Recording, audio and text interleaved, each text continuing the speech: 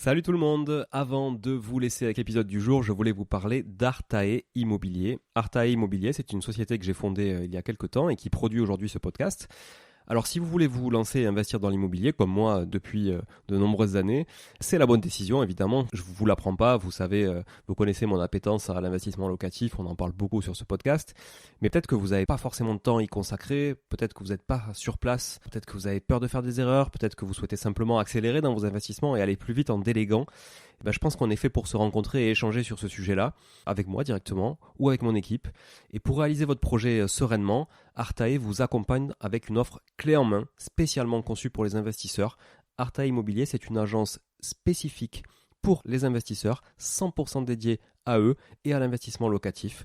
De l'acquisition du bien jusqu'aux travaux, puis à l'ameublement, à la décoration, à la mise en location. Vous êtes guidé, conseillé, accompagné de A à Z par notre équipe de pros que je recrute personnellement, et croyez-en mon exigence, je recrute que des gens compétents et composés surtout d'investisseurs aguerris ou, s'ils le sont un peu moins, que je forme moi-même aussi au métier de l'investissement immobilier.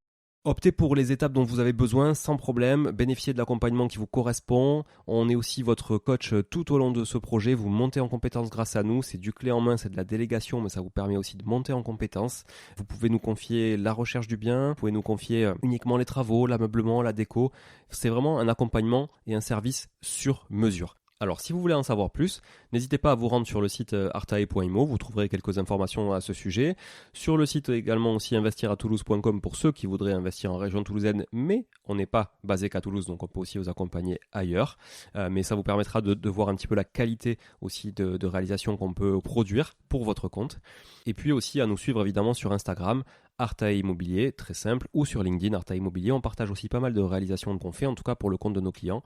Et puis n'hésitez pas à nous contacter, à contacter notre équipe pour échanger autour de votre projet directement par email à contact@artae.imo, tout simplement. Voilà, l'équipe se fera un plaisir d'échanger avec vous sur votre projet d'investissement et de vous accompagner tout au long de ce projet crucial pour se créer un patrimoine et s'enrichir. Et c'est ce qu'on essaie de faire tous ensemble en animant ce podcast ou en l'écoutant aussi chaque semaine. Voilà, merci encore d'être là, à très vite, je vous laisse avec l'épisode du jour. Ciao, ciao. Bonjour tout le monde et bienvenue sur Money Tree, le podcast qui vous parle d'investissement et de finances personnelles au sens large et sans tabou. Je suis Julien Calamotte, investisseur passionné et auteur du livre à succès S'enrichir grâce à l'immobilier. J'avais envie de partager ma façon d'investir, forcément, mais également de découvrir avec vous de nouvelles façons de faire fructifier notre argent. C'est pourquoi j'ai créé ce podcast pour y recevoir des invités qui nous partagent leur savoir et leurs expériences en toute simplicité. J'espère sincèrement que les échanges que je vais avoir avec l'invité du jour vont permettre d'enrichir vos connaissances autant que les miennes. Je vous souhaite une excellente écoute. Bonjour à tous, bienvenue sur cet épisode de Money Tree. Aujourd'hui, j'ai encore une fois le plaisir de recevoir un invité qui va nous parler d'un sujet assez sympa et sexy aujourd'hui. Donc, on va pas parler d'immobilier, parce qu'on parle souvent d'immobilier sur ce podcast, mais on va parler de vin. Donc, je pense que ça parle à pas mal de monde, tout ça. Et donc, je vais vous laisser en compagnie de Philippe Ménadier. Salut Philippe. Salut Julien. Comment vas-tu aujourd'hui ? Très bien. Le temps est beau, la température remonte, les clients sont là. C'est vrai qu'il fait super beau depuis 2-3 jours. Alors oui, c'est vrai, on est encore à Toulouse. Souvent, on est à Toulouse parce que voilà, je suis toulousain. Donc désolé pour ceux qui nous écoutent et qui sont pas toulousains, mais on est encore à Toulouse parce qu'il y a de belles choses à faire. Et on est surtout, Philippe nous accueille dans un très bel endroit. On est dans une belle cave voûtée comme j'aime. Pour ceux qui me suivent sur les réseaux sociaux, j'en partage souvent dans mes biens. Des caves voûtées en briques foraines, typiques de Toulouse. Et on est dans un bar à vin. Philippe, est-ce que tu peux nous expliquer où on est ? Alors ici, on est au 5 Wine Bar. 5 parce que c'est le numéro de la rue. Et Wine Bar pour inviter nos amis français et étrangers à comprendre de quoi il s'agit. Donc c'est une adresse relativement connue à Toulouse depuis une dizaine d'années. On va fêter les 10 ans cette année d'ailleurs.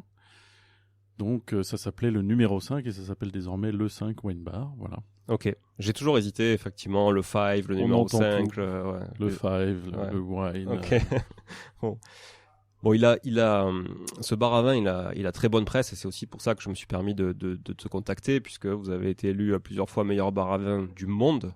Là, on parle pas de Toulouse, on parle pas de la France, on parle pas de l'Europe, on parle du monde. Donc, est-ce que tu peux nous dire un petit peu qu'est-ce qui fait justement le succès de ce bar à vin aujourd'hui? Alors ceux qui nous donnent ces prix d'abord sont des magazines spécialisés dans le vin qui ont une très grande renommée. En gros, il y en a 3. Il y en a un français qui s'appelle Terre de Vin, un londonien qui s'appelle The World of Fine Wine, qui doit être le plus haut de gamme, voilà. Et il y en a un à New York, Wine Spectator. Okay. Et donc ils font chaque année leur sélection, des bars à vin, des restaurants, des caves à vin, voilà. Et dans la partie bar à vin, effectivement, on a été plusieurs fois numéro 1 européen, puis numéro 1 mondiaux.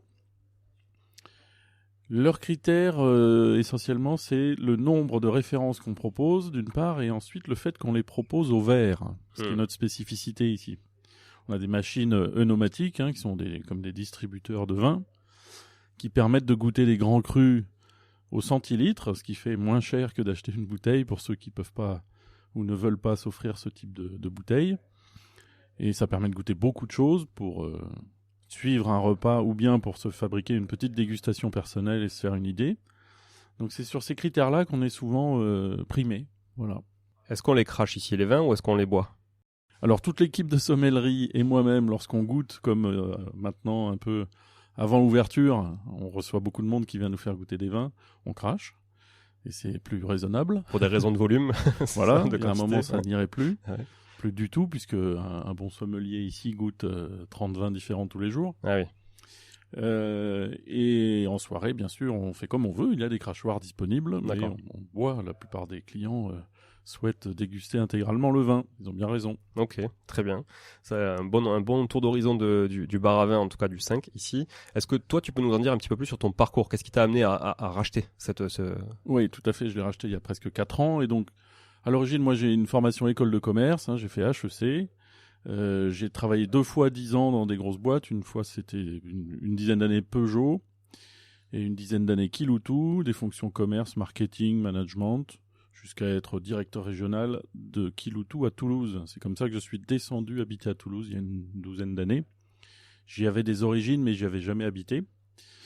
Je suis issu d'une famille à la fois tarnaise et de Perpignan, donc c'est pas mal dans le sud. Ouais. Mes parents ont dû se rencontrer à Toulouse d'ailleurs, je pense. Donc voilà, Okay. Ravi d'être à Toulouse et une reconversion il y a 6 ou 7 ans dans le terroir et la gastronomie, parce que j'aime ça. J'étais déjà un peu dans le vin dans ma famille à Gaillac, qui avait un grand négociant en vin dans les années 80 à peu près.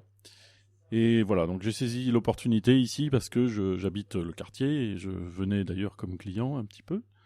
Et j'ai saisi cette opportunité, je voulais être à mon compte d'une part et avoir quelque chose de haut de gamme ou d'assez haut de gamme. Voilà. Et c'était à vendre ou pas du tout? Tout à fait, c'était à vendre parce qu'en fait le fondateur et ancien propriétaire, il est à Mazamet maintenant et il a un restaurant qui devrait pas tarder à avoir des récompenses de type étoile. D'accord. Je pense, vu son niveau. Super. Ce soir, je vais dîner chez Michel Saran d'ailleurs, tu vois. Donc voilà, ça fait écho. Ce serait un suiveur de Michel Saran, parce que je serais pas étonné qu'il ait une étoile. Voilà, bon, super. Mazamet. Ok. Bon, donc il a bien rebondi. Il avait vraiment un vrai projet derrière. En fait, c'est l'œnologie d'abord chez lui, et ensuite la gastronomie. Il est devenu chef autodidacte.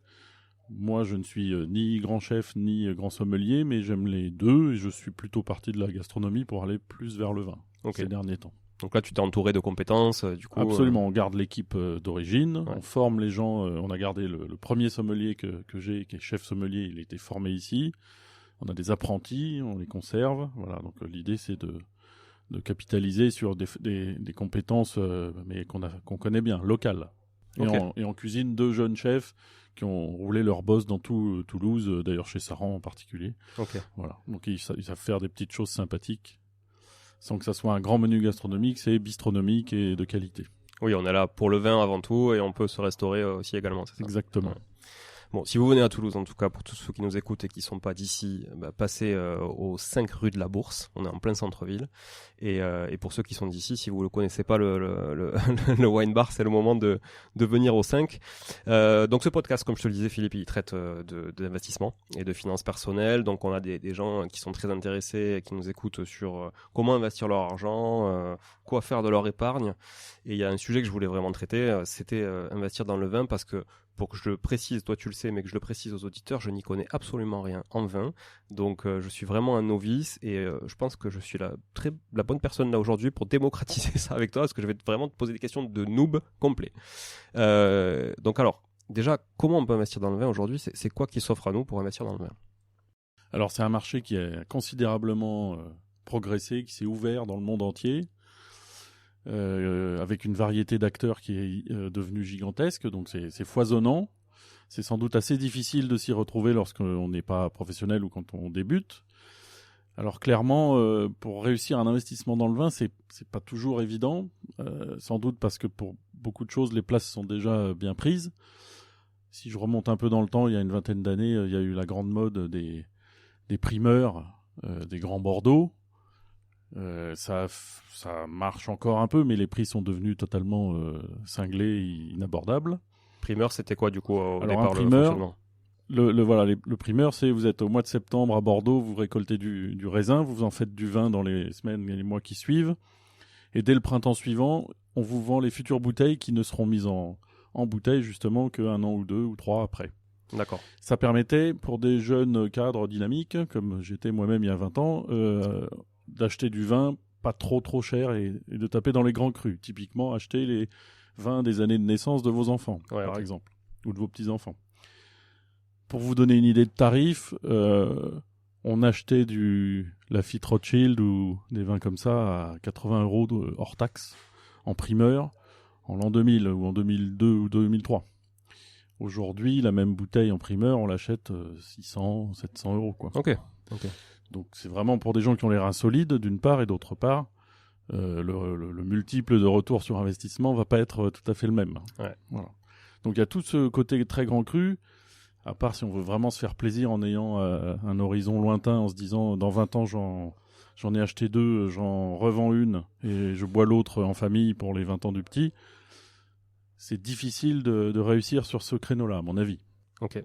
Les autres choix, du coup, qui s'offrent Alors, les autres choix, je pense que pour investir dans le vin, il faut aimer le vin, il faut aimer la bouteille qu'on goûte, croire aux vignerons. Évidemment, si c'est pour garder et investir, il faut avoir un espoir que la personne continue à être vigneronne ou que la suite soit assurée si c'est une personne d'un certain âge. Et ensuite, c'est de la recherche. C'est comme une aiguille dans une botte de foin. Il faut chercher jusqu'à ce qu'on trouve quelque chose de très bon et qui a un potentiel de garde. Donc là, le jour où vous le goûtez, il vaut mieux le goûter avec des gens qui sont un peu sommeliers ou très grands amateurs pour se faire une idée d'un vin jeune qui pourrait évoluer positivement pendant 10 ans, 15 ans, 20 ans. Donc ça, c'est possible, ça, d'arriver à identifier avant sa maturité, vraiment. Tout à fait. Okay. Vous y allez à plusieurs avec des amis, vous goûtez des gens qui s'y connaissent un petit peu. Un vin jeune, vous pouvez identifier qu'il a le potentiel de garde long. Et ensuite, il faut investir en ayant à l'idée qu'il faut avoir des prix, évidemment, mais ça c'est votre métier à vous, les plus bas possibles à l'entrée, tout en ayant un domaine qui se tient, quoi. Donc il y a tout un marché, à mon avis, de milieu de gamme, de bouteilles de vin pas affreusement chères comme celles que j'évoquais tout à l'heure, et en même temps déjà des bouteilles de gens un peu connus dans le milieu, qui permettent sans doute de faire quelques bonnes affaires. À titre d'exemple, il y a des domaines qui sont quelque part entre 30 et 40 € la bouteille à ce jour, en vente au prix client, qui sont des bouteilles qu'on ne trouve pas chez un petit caviste de base de chaîne et qu'on ne trouve pas au supermarché. En revanche, on arrive à le trouver chez des bons restaurants et quelques bars comme nous ou d'autres. Donc ça peut être déjà une première approche avec des bons viticulteurs. Et eux, ils vendent en direct aussi ? Ils peuvent vendre en direct, certains d'entre eux. Alors évidemment, il y a le cas de celui qui a réussi, entre guillemets, de vigneron et qui est très demandé.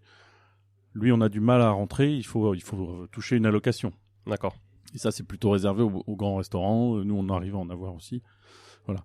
Et donc, vous avez, ça c'est milieu de gamme, milieu haut de gamme. Et en dessous, un peu plus bas, il faut vraiment chercher des pépites. Et alors là, il y a un renouveau ces dernières années des vins d'assemblage, des vins de garage, des vins de collaboration. C'est-à-dire, vous prenez du jus de raisin d'un endroit et de 2 endroits différents, et c'est le travail de l'œnologue de faire du vin. Et ça, c'est assez tendance en ce moment. Il y a des choses extrêmement bonnes. quelque part, on revient à quelque chose qui existait il y a 30 ou 40 ans, c'était que vous alliez dans certains vignobles, ce qui se vendait comme bouteille, c'était pas vendu par les vignerons, c'était vendu par la coopérative, bien sûr, et puis par des grands négociants. Et donc ça a disparu au profit des vignerons depuis 30 ou 40 ans. Et là, c'est peut-être un peu en train de revenir le côté vin de... Oui, on dit vin de collaboration. C'est-à-dire, vous avez deux jeunes, éventuellement vignerons eux-mêmes, mais qui partagent leur jus de raisin et qui font des choses excellentes. D'accord. Et sans doute pas encore trop connus et avec des prix pas affreusement élevés. Donc on en trouve, nous on en a pas mal en ce moment. On a un truc qui s'appelle 78, le nombre, parce que c'est fait avec du jus de raisin de 66 et du 12, donc des Pyrénées-Orientales et de l'Aveyron. D'accord, ok. Les deux jeunes se connaissent et ils ont mélangé ça, mais avec raffinement, et donc c'est très très bon. Et eux, ils trouvent leur intérêt aussi, du coup, à faire ça, économiquement parlant? Oui, ouais. Ils vendent pas, c'est pas des vins très bas de gamme, c'est des vins déjà un petit peu de bon niveau de prix, de quoi on parle, une vingtaine d'euros, une trentaine d'euros trentaine la d'euros. bouteille, Ouais. Entre 15 et 30. Oui, parce que c'est quoi justement les gammes de prix des bouteilles qui pourraient être considérées comme des bons investissements dans le vin, par exemple? Il faut, à mon avis, si vous achetez des vins au-dessus de 100 euros, il faut pas, à part si vous arrivez à mettre la main sur un très très grand cru et dans une excellente année, à mon avis, il faut pas chercher des vins affreusement chers à l'unité. Comme je vous disais tout à l'heure, si vous voulez un Pétrus pour dire que vous en avez goûté un ou que vous voulez l'offrir aux 20 ans de vos enfants, oui, mais pour des investisseurs, non, ce serait plus raisonnable et sans doute payant en multiples de commencer avec des vins dans des gammes moyennes. Okay. 15 à 50 et un petit peu entre 50 et 100 pour ceux qui veulent vraiment se faire plaisir. Et où on peut mettre un peu de quantité en face, quoi, finalement. Voilà, après ça dépend exactement de vos quantités. Le problème aussi, c'est pour un investisseur, c'est le saupoudrage ou au contraire d'être focus sur certaines bouteilles. Si vous pouvez mettre 48 bouteilles d'un vin dont on est à peu près sûr qu'il va être bon, c'est bien. Tout le monde ne peut pas, et comme vous voulez sans doute diversifier un peu, il faut faire attention de ne pas faire 2 bouteilles de 24 types différents de vignobles. Ce serait un peu difficile à suivre d'abord. Et puis, ce serait dommage s'il y en avait beaucoup qui n'étaient pas bons. Voilà. Ok, donc si je comprends bien, tu suggères plus effectivement de te concentrer sur des choses qui sont plus accessibles plutôt que d'aller sur les trucs un peu connus dont on entend parler, la vente aux enchères de telle bouteille, etc., à tel prix. Là, on est vraiment sur quelque chose qui est anecdotique finalement dans le monde du vin. Hein. Oui, ou réservé aux professionnels ou à des gens qui font ça sans arrêt, ce qui fait que sur la quantité tu parles des enchères, les enchères c'est un peu ça, c'est... En faire une, oui, vous aurez un prix peut-être intéressant, sans d'ailleurs avoir de certitude sur la façon dont le vin a été conservé avant qu'il soit vendu aux enchères. Mais donc vous aurez, au bout d'un moment, c'est un peu risqué de faire par les ventes aux enchères. Donc il vaut mieux. Enfin, moi j'en fais rarement, j'en fais un tout petit peu, mais c'est rare. Ok. Mais c'est quoi, du coup, les contraintes de conservation justement d'un vin dans lequel qu'on veut conserver, mais alors qu'on veut conserver évidemment pour le boire plus tard à maturité, mais aussi qu'on veut conserver éventuellement pour le revendre? Alors oui, il y a maintenant beaucoup de choses qui se font sans doute pour éviter les mauvaises surprises. Mais le mieux, c'est quand ça reste la cave, un peu comme la cave toulousaine, mais pas fréquentée comme ici, c'est-à-dire fermée, celle où nous on met nos vins. Stabilité des températures et de l'hygrométrie. C'est quoi des bonnes températures il ne faudrait pas que ça monte au-dessus de 16-17 en plein été, vous voyez. Ouais, c'est pas facile d'ailleurs à trouver. Ouais. Et avec un taux d'humidité il faut qu'il soit à 60. Ok. Nous, on a une cave qui est bien enterrée, assez profonde. La température monte pas. Elle doit être à 17-18 au pire l'été. Cet été, quoi. Et l'hygrométrie, elle a dû monter une fois de temps en temps un peu haut, quoi. Donc, faut faire attention aux étiquettes. Mais là, c'est une régulation naturelle.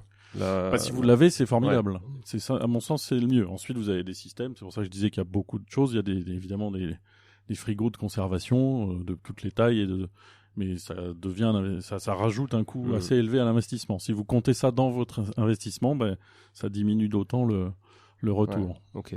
Bon, si je comprends bien, ça reste quand même finalement un domaine d'investissement pour passionnés.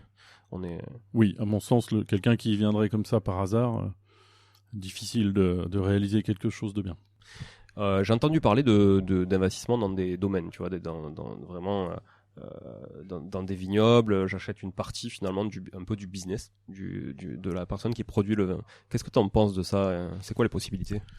Alors, j'ai vu passer aussi beaucoup de choses avec des gens qui proposent d'acheter un pied à chaque fois de vigne. Et Oui, c'est vrai que multiplier. ça peut se matérialiser comme ça. Et c'est effectivement. matériel. Ouais. Ça, c'est pas mal à la limite. On le voit même pour d'autres choses comme la truffe, par Ouais. exemple. Vous achetez un chêne truffier et sa future production. Alors, on voit bien que c'est un peu risqué. Il n'y a pas d'année sans qu'il y ait la grêle ou le froid, etc. Et puis les sécheresses maintenant. Donc, c'est assez risqué. Ce qui est sympathique, c'est si vous avez le contact direct avec le vigneron et que c'est pas une plateforme trop éloignée du terrain, quoi. Parce que sinon, je pense que c'est pas mon idéal à moi, quoi. Voilà, je vais le dire comme ça. Ok.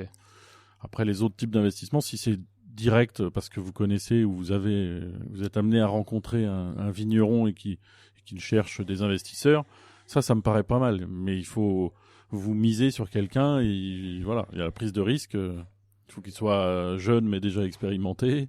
Il faut que quand vous revenez dans 20 ans, il soit encore sur ce métier en pleine forme et que entre-temps, il ait vendu pas mal de bouteilles et bien apprécié.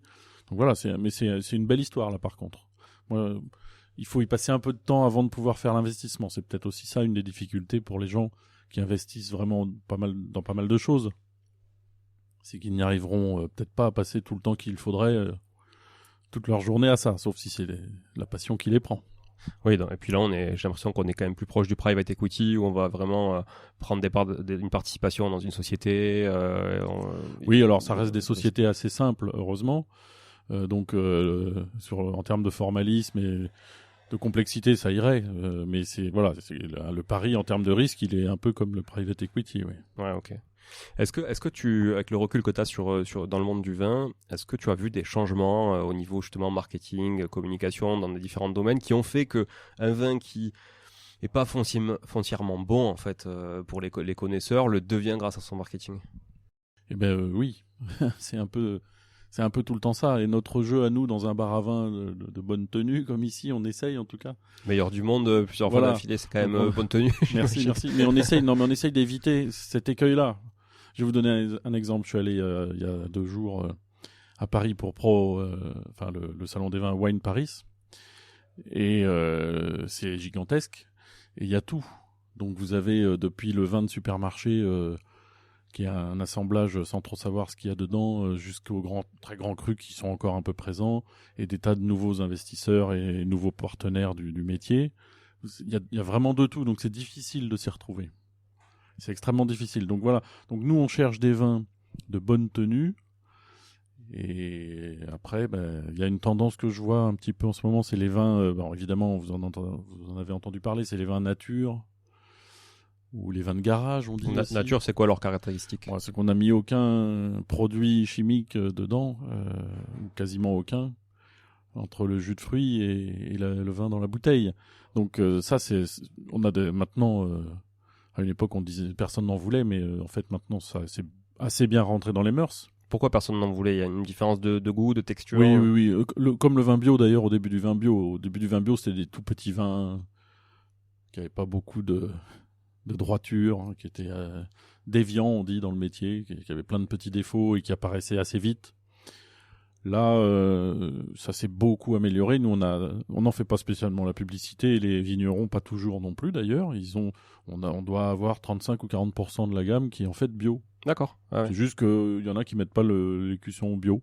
Ok. Donc ça, la tendance est assez lourde à mon sens, et on voit que les gens ils y vont de plus en plus. Les vignerons sont un peu obligés d'y aller. Mais comme ils font de la qualité, c'est pas du marketing qui aurait fait réussir un mauvais vin. Alors pour les vins de nature, là vous avez quand même encore pas mal de vins qui peuvent être déviants, et surtout pour un investisseur, ils sont pas faits pour la garde. Oui. Un vin nature, c'est un vin qu'il faudrait. Enfin, je vois pas de cas de vin de très très longue garde en vin nature. Donc c'est très bon parfois, mais il faut le boire dans ces 2 ou 3 premières années, quoi. D'accord. Est-ce que tu as des domaines à nous partager justement qui seraient alors ça peut être des domaines déjà très connus ou peu connus, mais qui seraient, on va dire, des bons vins à terme? Alors pas forcément d'ailleurs dans le but d'investir, hein, parce que on l'a dit, un investissement passion et plaisir. Mais est-ce que tu as quelques tips qui pourraient nous aider à choisir? Oui, Moi, par exemple, si je veux offrir une bouteille à quelqu'un qui s'y connaît, tu vois, j'aurais bien du mal, quoi. Oui, on a vu tout à l'heure une personne qui est passée me donner sa liste de prix. C'est un monsieur de Gaillac, ouais. Donc un vignoble qui est pas mal maintenant du tout, qui est même bon. C'était Monsieur Guérard, donc un petit domaine familial, coincé entre 2 ou 3 gros vignerons de Gaillac qui, eux, par contre, ont réussi en termes à la fois d'image et de quantité de vin aussi par le passé. Mais lui, il fait des choses assez exceptionnelles. Il a fait le choix de faire des vins de cépage, c'est-à-dire un seul cépage dans la bouteille. Il ne fait pas d'assemblage. Et ça donne des cuvées dans à peu près toutes qui sont pas très chères et très très bonnes. Et son marketing à lui, c'est plutôt terroir et œnotourisme. Il reste chez lui à Gaillac, sauf une fois de temps en temps à Toulouse. Mhm. Il fait des soirées à thème avec quelques planches de petites choses à manger. Il fait goûter ses vins, mais c'est à Gaillac, dans la campagne autour de Gaillac. Ouais, d'accord. Voilà, mais donc Guérard pas mal. Moi, je suis assez proche des Pyrénées-Orientales, du Roussillon. Dans le Roussillon, vous avez des grands noms qui ont des prix qui sont devenus affreusement élevés.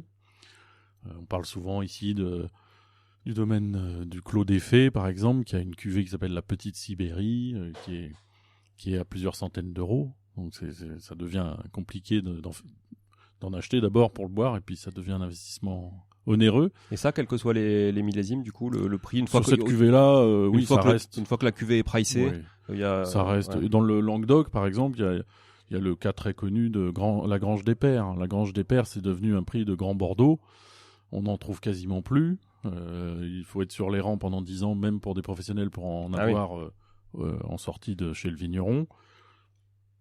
Moi, je pense qu'au bout d'un moment, ce Grange des Pères, ils font moins de business marketing pour se faire connaître. Ils ont moins besoin, mais ça veut dire aussi qu'un jour ou l'autre, il faut qu'ils passent à autre chose ou qu'ils vont changer. Je sais pas quel âge ils ont d'ailleurs. Peut-être qu'ils vont changer de vie totalement. Puis j'imagine que la qualité de la même cuvée d'un millésime à l'autre et d'une année à l'autre, c'est pas quand même la même chose, quoi. Donc. Oui, mais ils arrivent à avoir des choses très très bonnes. Hein. On peut pas leur enlever ça. Voilà. La question c'est est-ce que ce sera encore vrai pendant 10 ans encore? Ça fait déjà un moment que c'est de très haute tenue. Donc il faut viser d'autres vignobles que ça. Donc dans le Pyrénées-Orientales, en Roussillon, vous avez Benastra, vous avez Monsieur Troulier, vous avez des gens, vous avez le Mas de la Lune, des gens peu connus mais qui font des choses très très bien et qui peuvent tenir. Et dans le clivage bordelais, Bourgogne par exemple, qu'est-ce qu'on peut trouver? Est-ce que Bordeaux a toujours tire un peu le tract le marché ou... Alors, quand on écoute le monde des affaires et les professionnels du vin, Bordeaux c'est catastrophique. Ah ok. C'est-à-dire qu'effectivement vous avez les grandes maisons dont le nom suffit et ils font des très grands vins. Bravo à vous si vous pouvez investir dans quelques bouteilles. On parle de quoi là du coup on parle des Yquem, des Cheval Blanc, tous les grands crus classés de 1855. Là, ça va pour eux, évidemment. On sent qu'il y a une concentration en termes capitalistiques puisqu'ils sont rachetés par tel et tel milliardaire. Ça se consolide. C'est du solide pour le coup. Et donc, puis ils font leur business principalement à l'international, non? Il y a un côté très international. On en retrouve dans les très grands restaurants à l'unité. Ouais. Il y a un système de vente qui est assez ficelé avec un représentant unique ou quasi unique. Donc voilà, c'est assez balisé. On se rapproche plus, j'ai l'impression, du monde du luxe ou de l'art même. C'est ça. C'est un peu ce style-là. Et par contre, le reste du vignoble bordelais est un peu boudé par les clients, semble-t-il, au niveau mondial presque. Alors, il reste l'export qui est mieux que la France. On dirait qu'en France, le Bordeaux a un peu mauvaise presse, depuis quelques années déjà. Et en réalité, nous, ce qu'on voit professionnellement, là, c'est que le contraire est en train de se produire. C'est qu'enfin, les vignerons de Bordeaux se bougent pour que ça change. Parce que le petit vigneron, il pense faire des bonnes choses et il veut vendre ses vins. Et en fait, depuis 3 ans, 4 ans, maintenant, ça y est, ça redémarre. Mais là, on revient à un type de relation qui fait qu'il faut chercher le petit producteur, presque. Comme si c'était un vignoble peu connu. Comme si on était dans des nouvelles appellations, alors que, évidemment, non. Mais donc, on peut trouver maintenant, et il faut pas hésiter, parce qu'ils font des grands vins bio, ils font des vins qui peuvent se garder longtemps. Donc voilà, le problème, c'est que ça, c'est dans le grand public, on en est encore à uniquement les grands crus, le reste est en crise parce qu'on aime moins le Bordeaux à boire tous les jours. On boit du Languedoc-Roussillon, du Côte-du-Rhône. Pourquoi? Parce que c'est plus léger, ça se boit plus facilement. Je sais pas. Il y a l'image, je pense, qui joue énormément. On se dit que ça va être cher. Et puis en termes de goût, les gens ont sans doute un goût maintenant pour des vins qui sont typiques du Sud, peut-être. Et des cépages en tout cas, oui, qui sont par chez nous peut-être. Voilà. Et la Bourgogne alors? Alors la Bourgogne, c'est très très bien. Malheureusement, pour avoir un vin qui ait de l'ampleur, de la longueur en bouche, qui soit vraiment au niveau, ça coûtera tout de suite un peu plus cher. En revanche, eux, en termes commerciaux, ils ont moins souffert que les petits de Bordeaux. Ok. Voilà. Et par contre, les prix sont encore plus inabordables pour les très grands crus que Bordeaux. Hein. Ah oui, d'accord. Oui, c'est beaucoup Je plus savais pas cher. du tout. Ouais, ok. C'est en moyenne beaucoup. Enfin, si on prend les deux plus chers des deux côtés, c'est Pétrus en Bordeaux et Romanée Conti en Bourgogne, et c'est pas loin en termes de prix, mais c'est quand même la Romanée Conti qui est plus chère. Et les 4-5 vins en dessous de chaque côté, ça doit être vrai que c'est les Bourgognes sont les plus chers. Ah oui, d'accord. Donc sur le très Le très haut de très haut gamme. de gamme, ça, c'est Bourgogne qui tire son épingle du jeu Ouais. sur les prix. Ok, je savais pas du tout, Oui, tu vois. oui, Donc oui. je pense que bon, peut-être que je suis le seul. Hein, je sais pas, des gens qui nous écoutent. Vos auditeurs vous diront, mais voilà. Moi, j'ai beaucoup de mal à acheter des très grands crus de Bourgogne, alors que des très grands crus de Bordeaux, j'arrive à en toucher quelques-uns. Ouais, d'accord. Ok. Voilà. Et alors entre un vin blanc et un vin rouge, en termes de conservation, de prix sur le marché. Alors, les prix sont montés pareil, quasiment pareil en blanc. On a certains domaines qui font des très bonnes choses, qui sont plus chers en blanc qu'en rouge. Leurs cuvées blancs sont plus chers que les cuvées en rouge. Clairement, c'est aussi bon. Clairement, ça se garde autant si on a des bons vins, des grands vins. Parce que tu vois, moi je croyais certainement à tort que le vin blanc pouvait se garder moins facilement que Oui, le rouge, en et moyenne. toujours moins sexy pour un amateur de vin qu'un vin rouge. Alors, qui se conserve un peu moins en moyenne, c'est sans doute vrai. Il n'a pas les Ouais. tanins qui permettent de le garder longtemps, mais quand on touche à des vins de très bonne qualité, ça se conserve beaucoup maintenant. Ok. Et par ailleurs, alors le prix a donc monté, comme je disais, et en termes de goût des gens et de nombre d'occasions pour boire du vin blanc, ça augmente. En fait, on boit de plus en plus de vin blanc. Bah, très clairement, moi je bois pas du tout de vin rouge, mais Ouais. tu vois, j'aime pas ça, c'est vraiment, Oui. j'aime pas ça. Et par contre, du vin blanc, je peux en boire tous les jours. Voilà. Et nous, en termes de proposition d'accords mets vins, quand on arrive au fromage, on ne met plus jamais de vin rouge. Intéressant. Ce qui est quand même l'inverse de tout ce qu'on a appris jeunes Très français. clairement. Très clairement. Voilà. Moi, le premier. Et en réalité, alors évidemment, si un client veut du vin rouge, il prend du vin rouge, mais notre proposition, elle est en vin blanc. Ouais. Et avec une tendance, vous savez, peut-être des vins blancs orange, le vin orange. Un peu ce qu'on appelait, Oui. un peu comme le vin jaune en Jura, quoi. Ouais. Des vins qui D'accord. sont volontairement oxydés, un peu vieillis, comme si on les avait laissés vieillir volontairement trop. Et qu'est-ce qu'on leur retrouve du coup en termes de... Ça a une certaine puissance et une force en bouche, une amertume pour certains, mais que moi j'aime beaucoup. C'est juste qu'il faut trouver le bon accord. Ah ok. Là, faut pas prendre un camembert avec, quoi. Hmm. Ce serait des pâtes, ce serait des vins, des fromages des Alpes. Ça irait très bien avec des vieux comtés, par exemple. Mais c'est très intéressant ce que tu dis, parce qu'effectivement, ça montre une transformation des habitudes de consommation aussi Oui. autour du vin. On entend, hein, d'ailleurs, même ces derniers jours, on a entendu un petit truc dans les médias qui dit les Français boivent de moins en moins de vin, il y a 3 jours. Oui, en moyenne, c'est vrai. Nous, ça nous gêne pas, c'est la qualité qu'on veut, de toute façon. Donc, tant qu'on boit de la qualité, on en boit forcément moins, c'est bien. C'est vrai qu'on a quand même tous l'image du cubi Voilà. à l'ancienne. Béret, baguette et cubi, quoi. Faisons-le un peu, mais pas trop. Ouais. Et pareil avec les vins rosé piscine et autres qui ont eu. Alors ça dépend des étés, on dirait une chanson, la chanson de l'été. Elle marche super bien un été, après elle disparaît. Bon, ben là c'est un peu ça. Tu sais que j'ai pas osé t'en parler tout à l'heure Oui. quand je parlais de marketing et tout ça, mais le rosé piscine, effectivement, ça c'est un vin typiquement marketing, quoi. Ah Je veux oui. dire, ça a été Il marketé. y a quand même pour pas ça. mal de vins qui ont Ouais. commencé comme ça. C'est pour ça, c'est pas ceux-là sur lesquels il faudrait se concentrer pour les gens sérieux qui vous écoutent. Et c'est vrai que le rosé, on en a pas parlé d'ailleurs. Le rosé. C'est quoi alors sa place dans le monde du vin? Alors il y a une offensive marketing, mais B2B, des professionnels vers les professionnels sur le rosé, pour essayer de faire réaccepter le rosé plus facilement. Alors ça fait quelques années, mais là ça a accéléré encore au salon Wine Paris. Il y avait des opérations fantastiques sur des rosés pour montrer que c'était du vrai vin. Alors clairement, nous ici, on en a peu. Vous voyez, pour vous donner une idée, on a 1300 références de vin en tout à ce jour. C'est quand même monstrueux. Quand Quand on voit la taille de la salle, oui, c'est énorme. monstrueux. C'est pas facile à gérer. Le tableau Excel est assez gros. Ouais. mais en réalité, on a 30, 25 rosés seulement. Ouais. Hein, c'est 2%. Ouais. Et toujours plus de rouge que de blanc quand même. Oui, même si. Alors, ça dépend. C'est très variable selon les époques. Comme je disais tout à l'heure, on propose du blanc pas mal. Mais maintenant, j'ai mon équipe de sommeliers qui disent non, mais il faut rééquilibrer, reprendre plus de rouge. Donc Ouais, voilà. okay. Ça, c'est à quelques milliers près de bouteilles, ça va. Mais le rosé est vraiment, Mais le vraiment rosé un est vin faible. d'été au bord de la piscine, quoi. Sauf que on trouve, nous, les 25 qu'on a, ce sont des rosés de gastronomie. C'est comme ça qu'ils sont nommés dans le métier, quoi. Donc c'est vraiment pour trouver un truc typique au goût qui permet de le mettre avec certains plats. Comme quoi, par exemple, un rosé? Vous avez des rosés avec des poissons, parce qu'ils sont clairement entre deux, entre un rouge et un blanc, tout en étant léger, mais avec de l'alcool. Vous faites des poissons un peu gras en sauce. C'est pas ça. Certains proposent ça. Voilà, nous on le fait un peu. C'est pas notre cheval de bataille, mais on peut proposer ça. Donc en fait, on croit au rosé du moment qu'il est bon et de qualité et gastronomique. La seule chose, c'est que c'est assez rare, c'est tout. Donc il faut chercher. En termes d'investissement, c'est pas évident de miser sur du rosé. Moi, j'ai un Gigondas rosé que je pense pouvoir tenir quelques années. Donc un Côte-du-Rhône Sud rosé, qui est très bien. Mais voilà, pour trouver, c'est quand même moins fréquent que les autres vins. Ouais, très clairement, très clairement. Alors justement, est-ce que tu peux nous donner quelques accords mévins qui seraient intéressants à tester pour ceux qui connaissent pas forcément justement cet univers?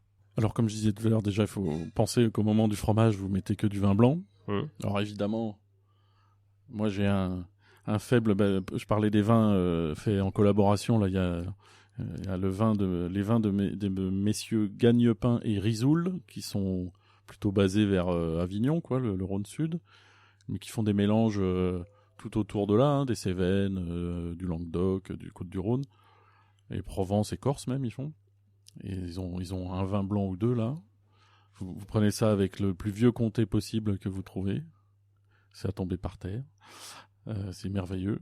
On a fait il y a quelques temps, mais ça c'est parce qu'on essaie de faire façon grande cuisine, on a fait un menu bistronomique et le dessert qui était un peu sur le chocolat avec un peu de fruits. C'était il y a 6 mois où on a fait exprès de le mettre avec un très vieux Bordeaux. Donc parce que ce vieux Bordeaux, donc il avait 30 ans et c'était un grand cru. Il avait des notes de cuir, de truffe évidemment, de sous-bois qui passaient avec le chocolat. Du coup, ça reste fort. Oui, l'ensemble était assez. Le chocolat. L'ensemble était fort, mais plutôt que de mettre un vin sucré comme on met souvent avec le chocolat, un Banyuls ou que sais-je, ce qui passe bien. D'ailleurs, j'ai goûté encore il y a 3 jours un ambré de Roussillon avec du chocolat, ça passe, c'est divin. Mais là, c'était original. On a testé ça, on était assez fiers de nous. Voilà. Et ensuite, dans les autres accords mévins, pour les clients, il faut surtout regarder les grands cépages. Si vous prenez un pinot noir de Bourgogne ou les assemblages de cépages de Bordeaux, voilà, vous avez les grands classiques qui fonctionnent très bien. Pigeon, là, on avait fait il y a quelque temps un pigeon avec un bon Bourgogne. Ça reste solide, quoi, comme accord mévin. Mais là, pour l'instant, on est toujours. Donc, tu parlais effectivement de ici, on peut manger du fromage avec du vin blanc. Donc ça, c'est un peu disruptif par rapport effectivement à ce qui se faisait. Mais ça vient. Mais est-ce qu'on est toujours quand même sur le classique poisson égale vin blanc et viande égale vin rouge? En moyenne, oui. Dès que vous mettez que votre viande est particulière ou que vous la traitez de façon particulière avec une sauce ou autre, vous pouvez commencer à faire autrement. Mais sinon, oui, en moyenne, on va dire, si je raisonne en moyenne et statistiquement, on mettra quand même un peu plus de vin rouge avec les viandes. Alors moi, il y a un truc, tu vois, je saute du coq à l'âne un peu, mais il y a un truc qui me vient à l'esprit, le bouchon en liège. J'ai l'impression que ça disparaît de plus en plus. Alors, quelles sont les conséquences là-dessus et quelles sont les raisons? Alors bon, effectivement, ça a tendance à diminuer lentement en France, rapidement à l'étranger par contre. C'est clairement du plastique ailleurs, plus facilement qu'en France. Évidemment, c'est censé enlever le goût de bouchon, puisque vous n'en aurez plus de bouchonner votre bouteille. Donc c'est déjà c'est un intérêt certain. Hein. Nous, on a rarement des bouteilles bouchonnées, mais voilà, ça arrive. Hein. Donc là, tu les jettes, quoi. Ah oui, on les retourne, on a la chance de les retourner à l'expéditeur. Mais donc c'est embêtant pour l'investisseur s'il a peu de bouteilles. Donc c'est un sujet, ça permet d'éviter cet écueil. Voilà. Mais en revanche, on trouve aussi, alors c'est les étrangers qui font ça, les anglo-saxons dans les pays éloignés, ils mettent les bouchons à vis maintenant. Et même des bouchons sans liège, ça, oui, quand on prend des vins australiens, sud-africains ou américains, on en a de plus en plus, oui. Il n'y a pas d'impact? Pour moi, sur la non. conservation. Alors, si vous avez un très vieux vin qui va durer, que vous voulez garder 30 ans, ça peut avoir un impact. Mais en même temps, si vous êtes un investisseur avisé, vous changez votre bouchon en cours de vie d'une bouteille, normalement. Ah, d'accord. Parce qu'il finirait par s'abîmer vraiment. Là, c'est pour des ok. très longues gardes. Mais Ok. sinon, au contraire, il deviendrait... Donc ça veut dire qu'on ouvre vraiment Et oui, le vin.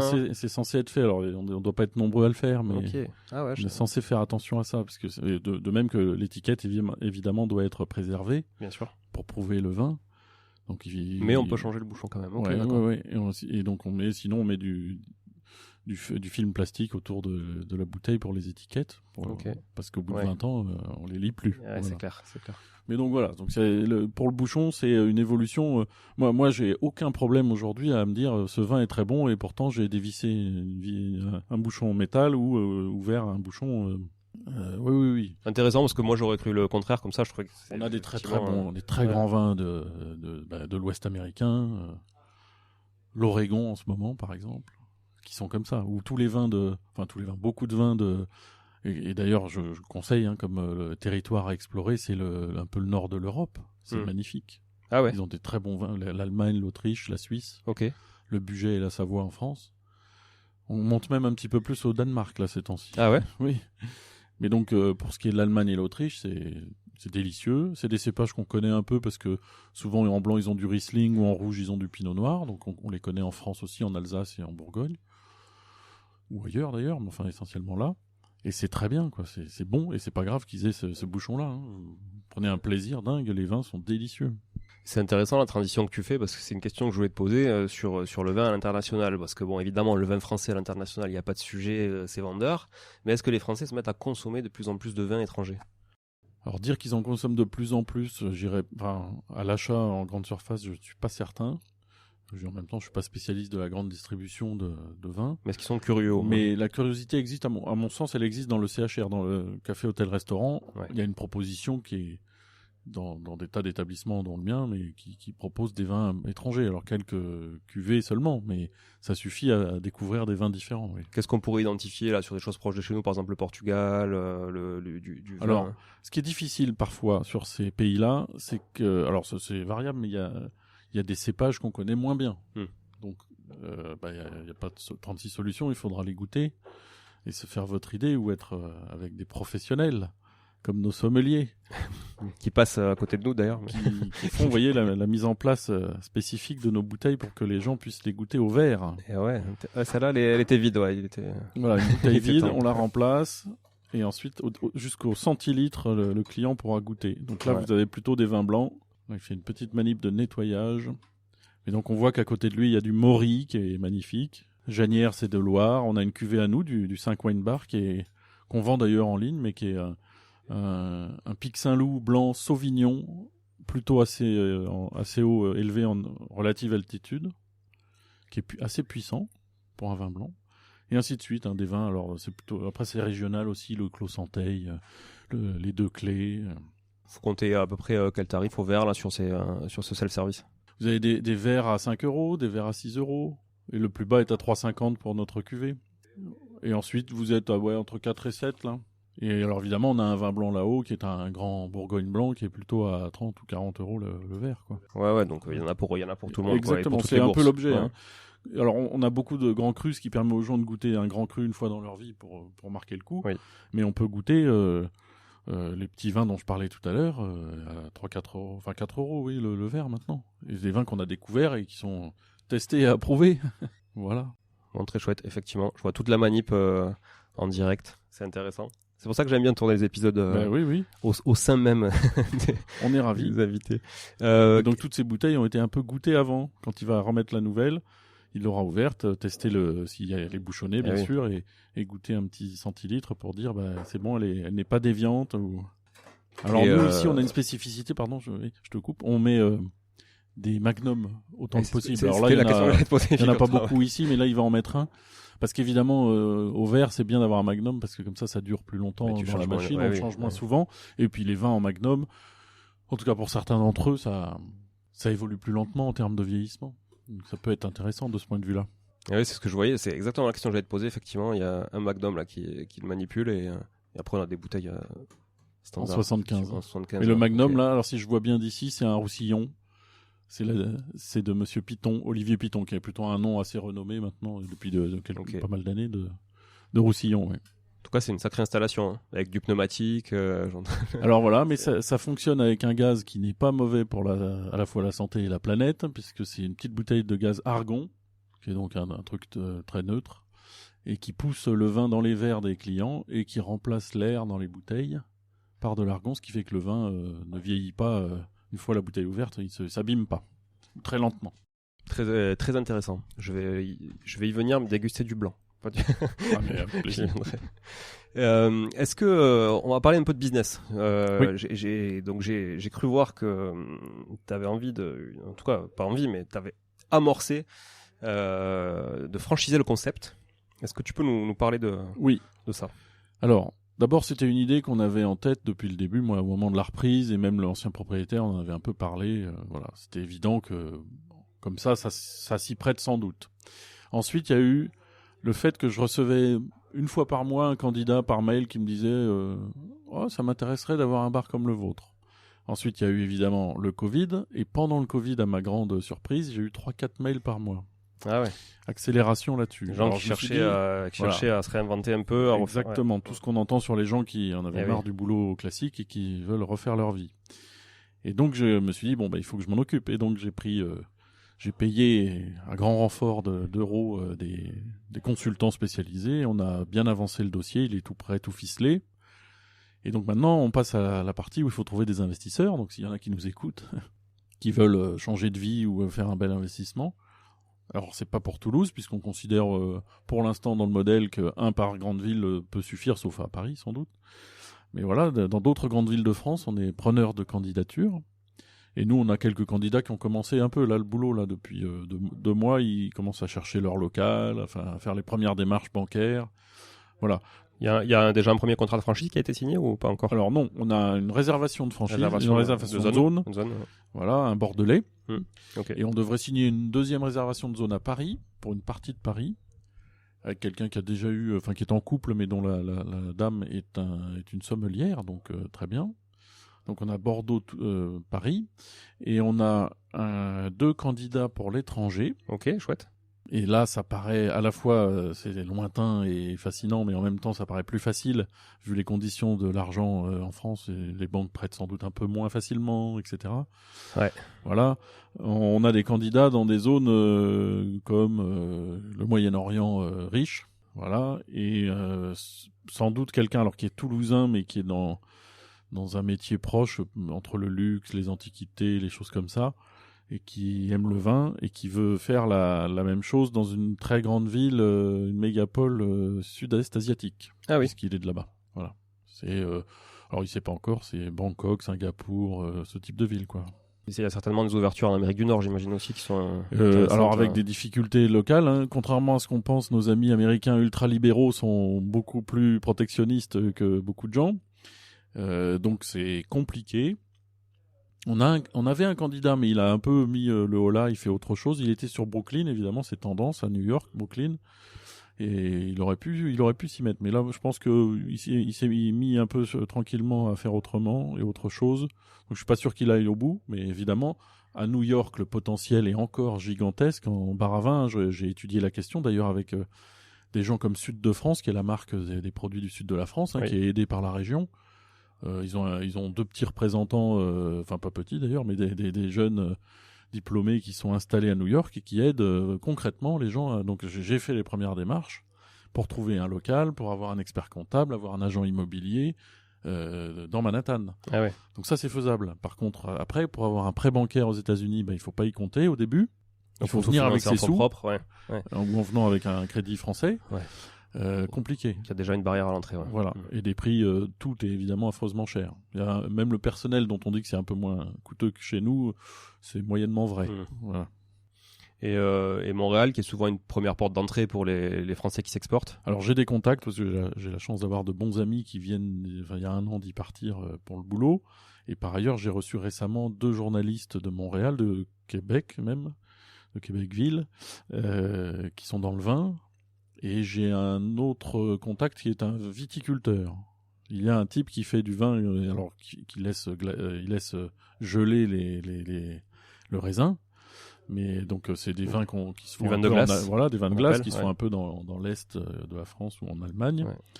Et alors c'est situé.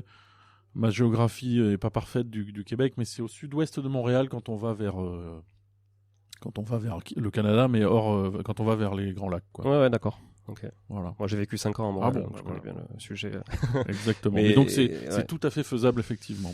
Et le vin, en plus, là-bas, étant quand même beaucoup moins démocratisé, dans le sens où tu dois l'acheter à la SAQ, qui est un organisme Exactement, d'État. c'est l'organisme d'État. Très taxé et autres. Donc, c'est vrai que peut-être que les gens ont quand même un accès moins facile. Donc, peut-être leur mettre... D'ailleurs, les restos là-bas ont des concepts apportez votre vin. Oui. Donc, puisque ça leur coûte peut-être trop cher aussi au restaurant des fois d'avoir une carte de vin. Il y a plein de choses liées aux taxes d'une part et au type de distribution d'autre part qui font que même aux États-Unis c'est un peu compliqué, puisque a priori on peut pas importer aux États-Unis facilement beaucoup de vin et en même temps beaucoup de produits du terroir. Donc il faut choisir l'un des deux. Il faut avoir une autre société qui fait l'autre partie. Il y a des taxes quand même. Bon, en tout cas, plein de projets. Plein de projets, ça c'est chouette. Philippe, du coup, si des gens nous écoutent, qui ont envie d'une reconversion, amateurs de vin, passionnés par le vin, peut-être qu'à la place d'ouvrir une cave, vous pouvez ouvrir aussi un bar à vin. Un wine bar, exactement. Un wine bar, ouais, tout à fait. Bon, 1300 vins à la carte, ça doit faire quand même un sacré budget d'implantation. Précisément, on ne demande pas ça dans le concept. Ouais. Le concept qu'on a écrit, c'est 500. Ok. 250 au début. Et au bout d'un an et demi, 500. Mais t'as combien du coup pour démarrer de bouteilles en stock si vous avez 250 cuvées différentes et que vous prenez, on va dire en moyenne 6 bouteilles de chaque, ça fait 1500 bouteilles. Ouais, ok. Et comme c'est des vins pas très chers à l'achat, on parle d'un truc qui est faisable pour 20 000 ou 30 000 euros. De stock de départ. Okay. Ce qui n'est pas affreux non plus. Ok. C'est un investissement, mais pas gigantesque. Bon, très chouette. Si je décide que je prends le temps de réactiver mon podcast sur les voies de la franchise, parce que pour ceux qui le savent pas, on en reparlera volontiers. Voilà, j'ai un autre podcast qui s'appelle Les Voies de la franchise, sur lequel je reçois tout plein d'acteurs autour de la franchise. Enfin, je recevais malheureusement.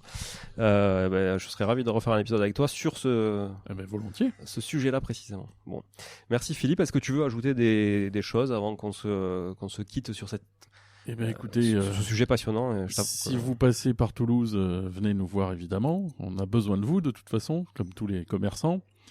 Et puis buvez du bon vin si vous pouvez, pour goûter une petite quantité plutôt que des choses en volume. Même si une fois de temps en temps, j'imagine qu'on se fait plaisir, on peut se faire plaisir avec la qualité.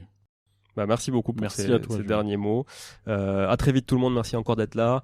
À dimanche pour la prochaine capsule en solo et à mercredi prochain pour l'épisode avec un invité toujours aussi passionnant. Et n'oubliez pas de laisser un avis, évidemment, rédiger un commentaire 5 étoiles sur Apple Podcast, sur Spotify, là où vous le pouvez. Parler de cet épisode avec Philippe à tous vos amis amateurs de vin, et même pas amateurs de vin, mais juste amateurs des sujets d'investissement. En tout cas, moi qui suis pas amateur de vin, en tout cas je suis pas né comme ça, ça m'a passionné. Voilà, merci à tous encore d'être là. À très bientôt, ciao. Bon, si vous êtes là, c'est que vous avez écouté jusqu'au bout et a priori, l'épisode vous a plu. Si c'est bien le cas, n'hésitez pas à le partager autour de vous. Notez ce podcast sur Apple Podcast et Spotify en laissant un commentaire 5 étoiles. Je ne vous le répéterai jamais assez, mais c'est grâce à vous que ce podcast vit aujourd'hui et peut continuer de vivre en vous proposant un contenu toujours plus qualitatif. Merci encore. Je vous retrouve très vite sur un nouvel épisode de Money Tree. En attendant, je vous souhaite la meilleure des réussites dans vos projets et un bon enrichissement. À très bientôt.